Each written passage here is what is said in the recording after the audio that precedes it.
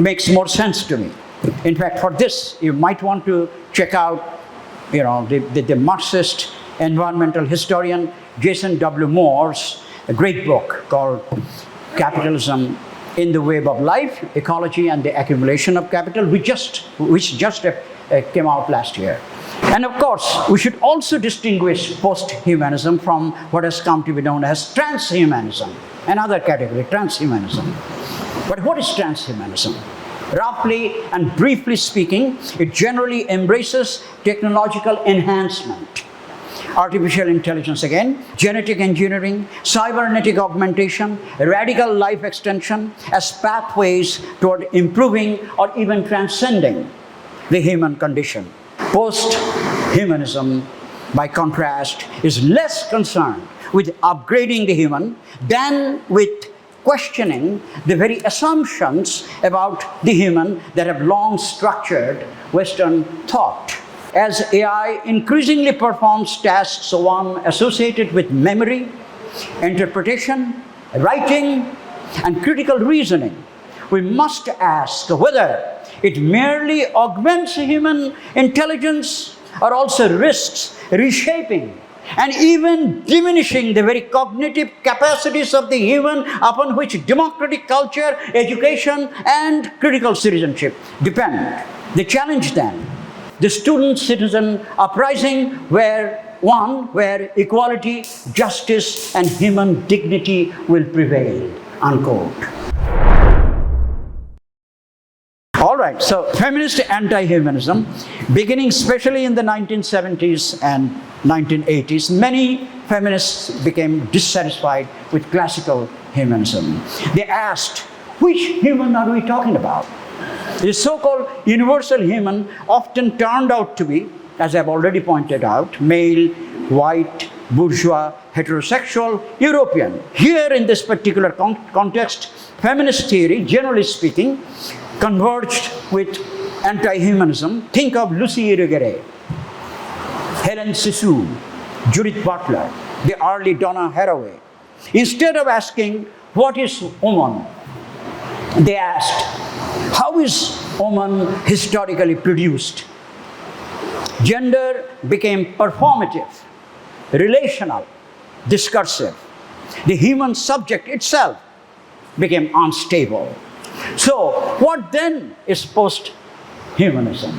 Broadly speaking, posthumanist thinkers invite us to rethink one of the Enlightenment's stubborn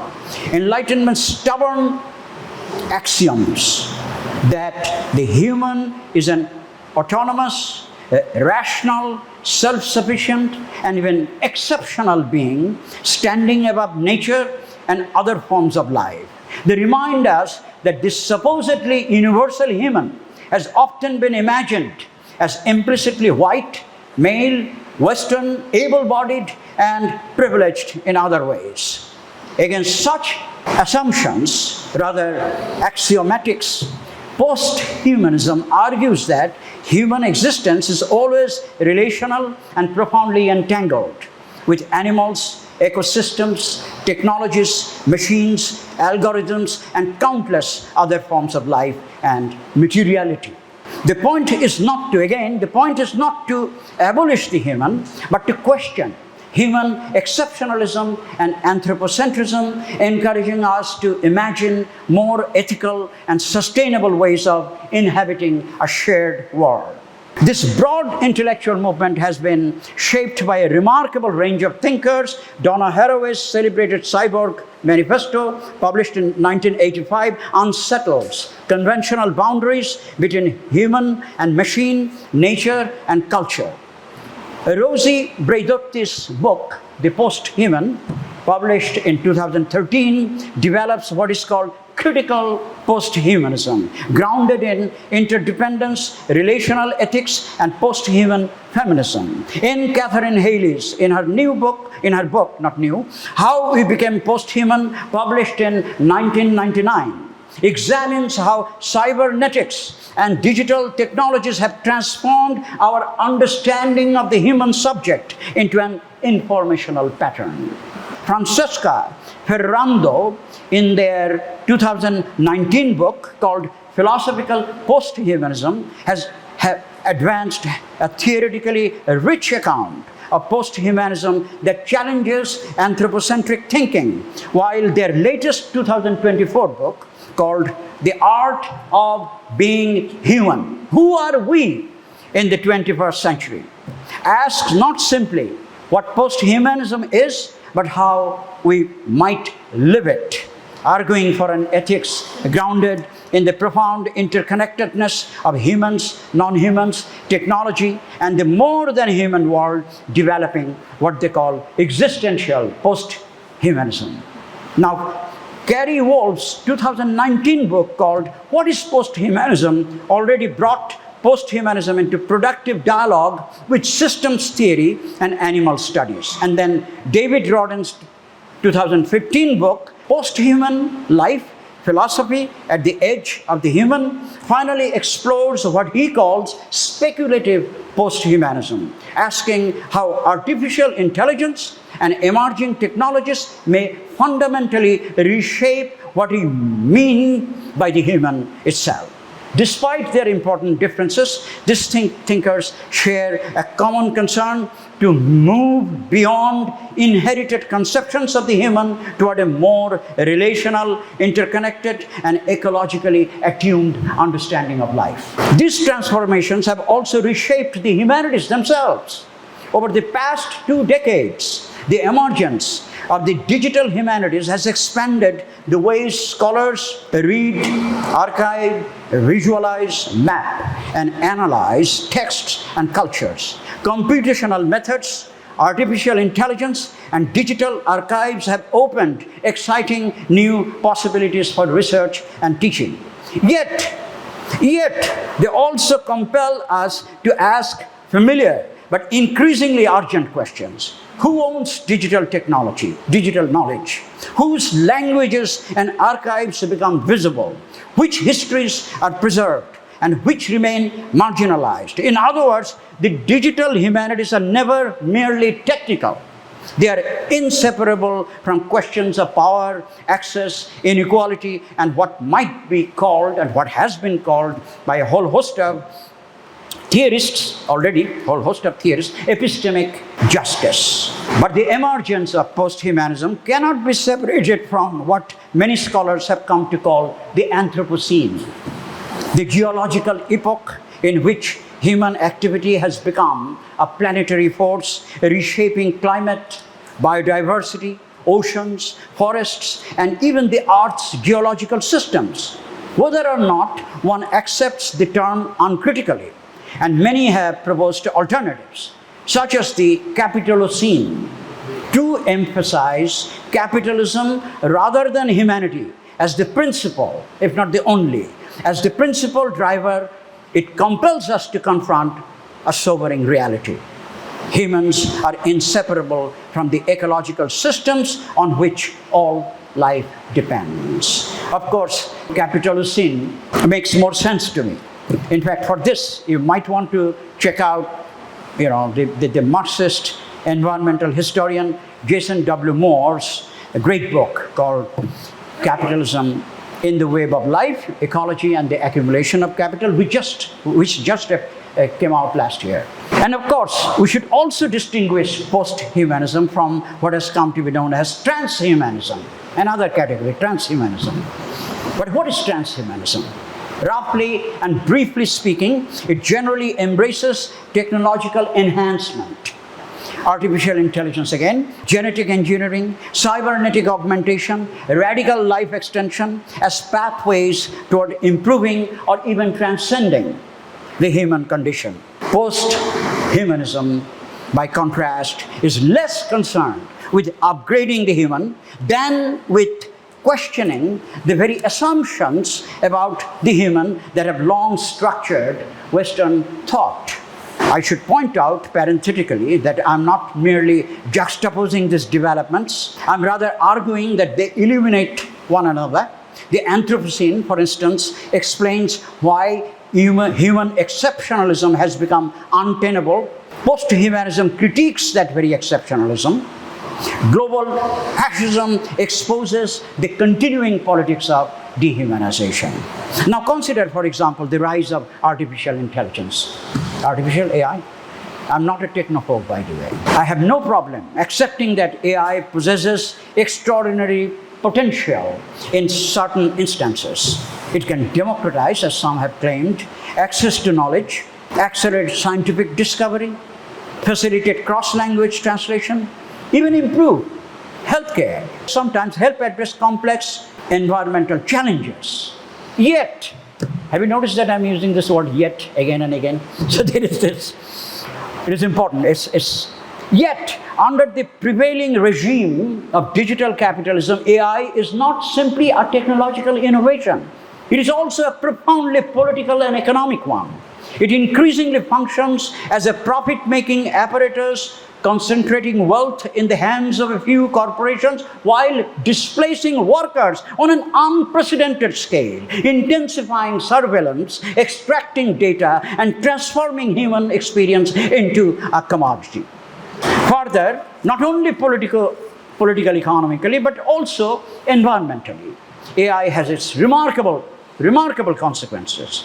Mark what the environmental scientist Lauren E. Bridges has to say in a very recent essay called Environmental Impacts of AI, published on 25th June 2026, last month. I quote Bridges here. AI is lauded as a potential solution to climate change, enabling smart grids, maximizing resource allocations. I'm still quoting, and by the way, I'll quote her at some length. Resource allocations, reducing operational waste, and accelerating material discovery for carbon reduction. Yet, AI's potential climate mitigations sit uneasily against AI's extractive and consumptive nature. AI is reliant on environmentally fraught critical materials for hardware, toxic manufacturing processes for chips and servers, and energy and water-intensive data centers for data processing, all while contributing to the planet's fastest growing waste stream, e-waste, electronic waste. Additionally, AI applications are being used to accelerate oil and gas extraction and consumption, ultimately speeding up global carbon emissions production. Equally important is the question of cognition itself.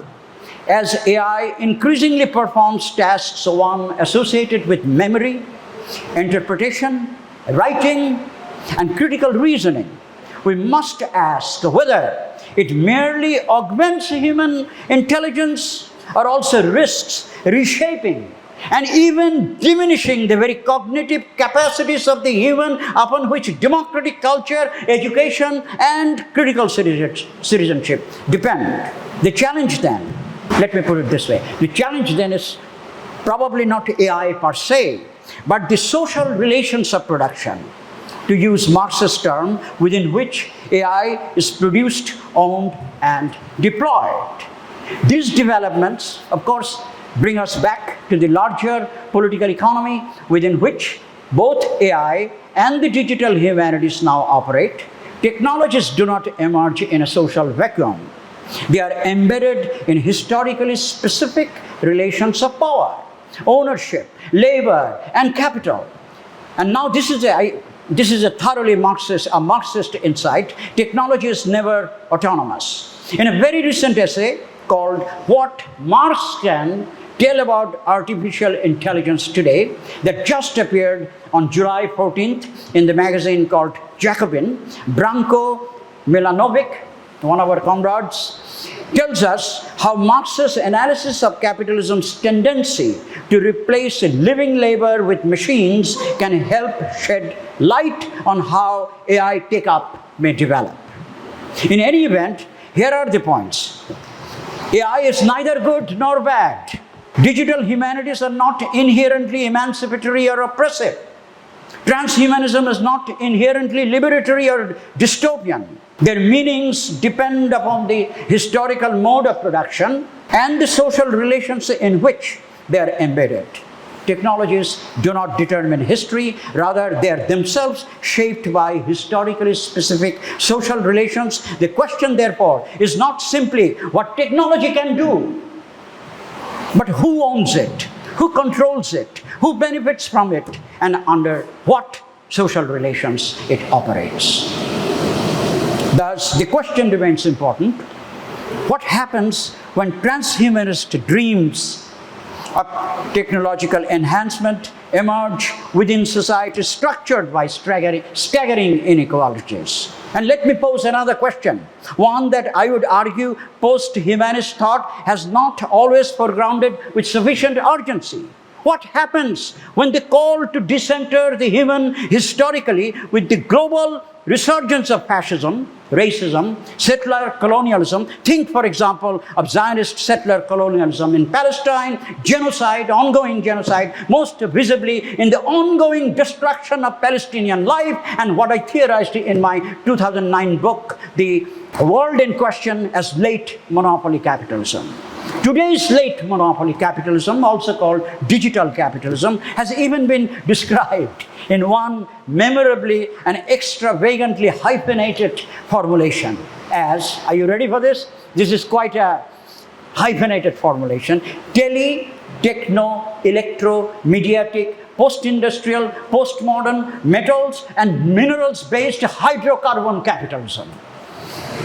Well, Galbhara, a system that atomizes, mechanizes, digitalizes, commodifies, and ultimately dehumanizes a human being, reducing them to data, labor power, and marketable commodities in the relentless pursuit of capital accumulation.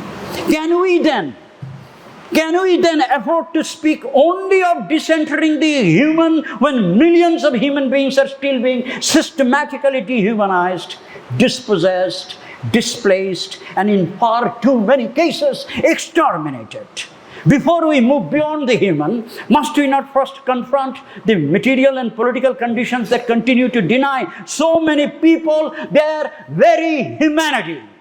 In other words, who gets to become the post-human when so many have not yet been allowed to become fully human under existing social, political, and economic conditions?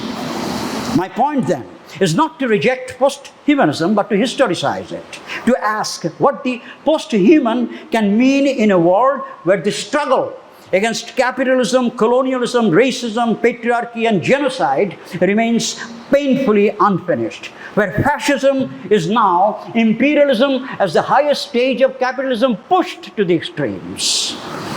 Perhaps this task today is not to choose between traditional humanism and post-humanism, but to ask how any post-human ethics can remain ethically and politically credible when millions of human beings are still denied the conditions of being fully human.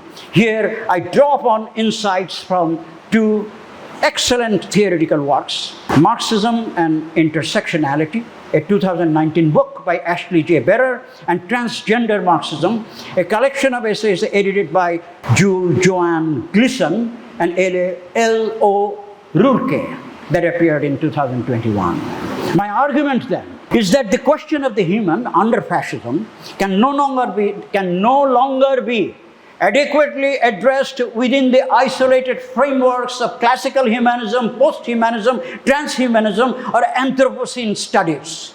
We need instead a dialectical, intersectional, and emancipatory humanism capable of thinking simultaneously about capital accumulation, ecological interdependence, technological transformation, coloniality, and the renewed politics of dehumanization that characterizes our contemporary conjuncture.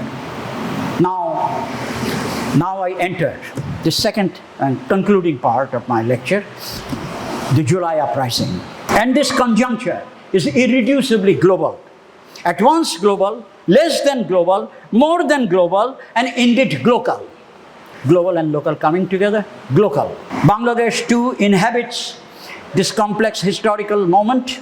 Our immediate conjuncture is, of course, marked by the July uprising of 2024, a transformative event that cannot be understood apart from the intertwined realities of fascism and anti-fascist resistance. Allow me then to offer a few reflections on the nature and historical significance of the July uprising from a dialectical, intersectional, and emancipatory humanist perspective. Indeed, the year 2024 emerged as the most significant conjuncture in the political history of Bangladesh since its independence in 1971. On August 5, as you know, we witnessed the fall of Hasina, the longest-serving fascist ruler in the country's history, brought down by what was, in fact, the largest mass uprising Bangladesh has ever seen. Also known as the July Uprising, it inaugurated an unprecedented historical moment. For the first time, politically unaffiliated, student-led movement succeeded in toppling an entrenched fascist autocracy, forcing Sheikh Hasina to flee. Its significance resides not only in its outcome, but also in its form, a decentralized, non-hierarchical movement that attested to the extraordinary creativity, courage, and determination of both the youth and the people. It is true, historically true. The aftermath is a different thing. That's altogether a different issue, which, however, cannot be dissociated from the July uprising itself. Hopefully, I will take up that issue, that question later. Indeed, the uprising was an epic of resistance, what some have aptly metaphorized as a political earthquake that transformed the mundane prose of everyday life into the vibrant poetry of collective struggle, particularly during July and August. It was written with the blood, sweat, and tears of the people themselves as they came together across classes, genders, professions, occupations, political parties, organizations, generations, and communities. Even children, cradled in their mother's arms or perched on their father's shoulders, were visibly present on the streets, embodying the collective spirit of resistance. The costs were staggering. At least 1,400 people were brutally killed, while nearly 20,000 were wounded, many suffering devastating injuries, including the loss of eyes, arms, legs, and other limbs. Those who were murdered came from every walk of life: children, youth, workers, women, the middle-aged, the elderly. A poignant reminder that this uprising belonged not to any single political organization, but to the people themselves, thousands of whom paid for it with their blood, many with their lives. Its immediate success, however, cannot be understood in isolation. It was rooted in more than 15 years of accumulated struggles, often unsuccessful, yet generative of political consciousness, collective rage, and organizational experience. To grasp the significance of 2024, therefore, requires accounting not only for its radiant singularity, but also for its determinate connections to the past. We must historicize. As Rabindranath Tagore himself reminds us, not that he is always rigorously historical, "O time past, you wander from world to world, continue to work in silence," unquote. And James Baldwin, one of my favorite black writers, puts the matter even more forcefully. And I quote Baldwin here: History is literally present in all that we do," unquote. To speak of 2024 then is also to speak of the political culture that has unfolded since 1972, as well as the long history of people's resistances to that very culture. It would therefore constitute a grave historical injustice. Let me repeat. It would therefore constitute a grave historical injustice, indeed an affront to both our conscience and the people themselves, if such a mass uprising is reduced to a conspiracy, as some would have it, or dismissed it as the handiwork of opposition-linked forces. Such erasures are not interpretations. They are distortions. They erase They erase the agency of the masses themselves. The uprising, of which I was a direct, unrepentant participant, reclaimed the three foundational principles of 1971, equality, justice, and humanity, principles that successive regimes had systematically violated. It also decisively dismantled, should I say decisively dismantled now? But at that point, it was this understanding, impression, that it dismantled the Awami League's manipulative binary of freedom fighter versus Razakar, exposing both its historical inconsistency and its authoritarian opportunist deployment. It is not for nothing that the anti-discrimination student movement repeatedly declared, and I quote in my translation, "A new Bangladesh will be built." Mark these words. These words were repeated during the uprising from the platform of anti-discrimination student movement. So I quote, "A new Bangladesh will be built through the student citizen uprising where equality, justice, and human dignity will prevail," unquote. We must hold on to that declaration. To remember is to resist. To forget is to invite defeat. Independence lives in memory. Let us therefore reject the false binary that pits 1971 against 2024.